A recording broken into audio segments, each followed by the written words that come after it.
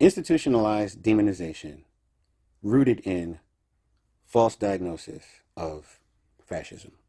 All right, so all around the country, teachers are getting reprimanded and fired when they display the institutionalized demonization of Charlie Kirk post mortem.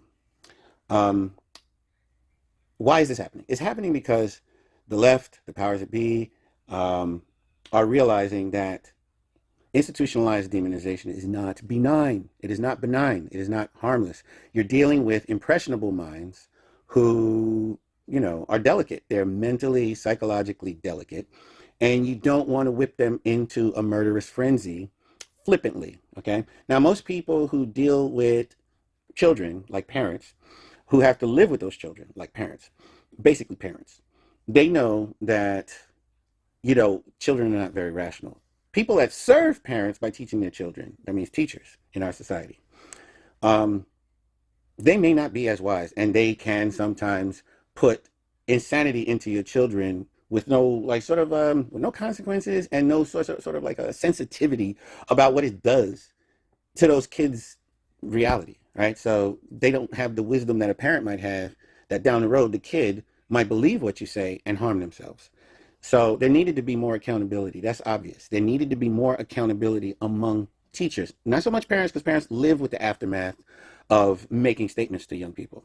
Okay, did you pull the trigger if you're a teacher who incited or what is it, who participated in institutional demonization of Charlie Kirk? Did you pull the trigger? No, but you have no pity that young people still can't sort everything out.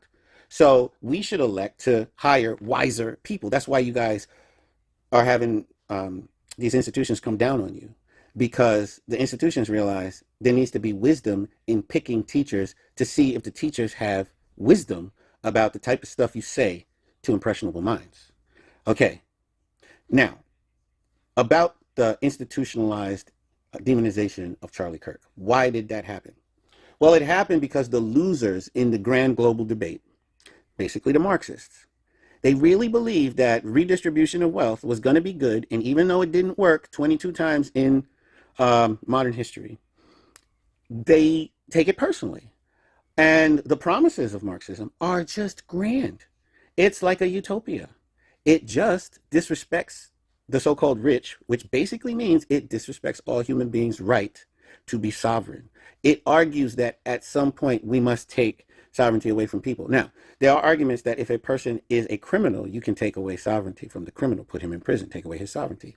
But Marxism argues taking away the sovereignty of people who were successful for the crime of being successful and not using their the winnings of their success, the wealth, in the way that you think they should. So because they are not doing with their trophies and trinkets and the spoils of their success what you would do, then Marxism justifies that you take that away. Now, the Marxists were butthurt because reality did not support that form of utopia or that utopian ideal. It was a false utopian ideal.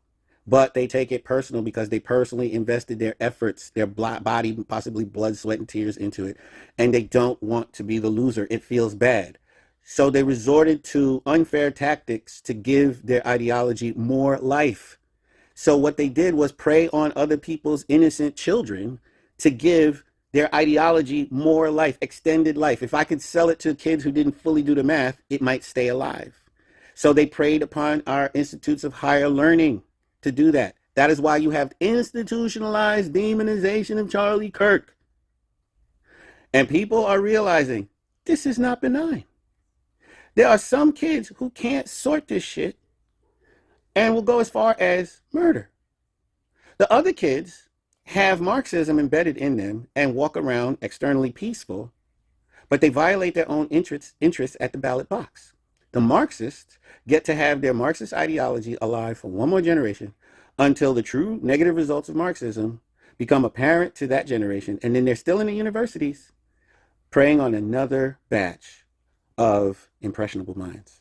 The Marxists are in the schools, the universities. So that's why Charlie Kirk, who used to visit lots of universities with his debate, was such an irritant to the Marxists in the universities. Okay, so why is there institutionalized demonization of Charlie Kirk is because the Marxists are using the universities to keep uh, their ideology alive. Even though nature has rendered judgment on their ideology, finding it lacking, they took it personal. They don't want to see it go. Why are the teachers being reprimanded right now for their social media posts about insensitive social media posts about Charlie Kirk? Because the people that run the institutions are finding out that the entire nation is finding out that your institutionalized demonization is not benign.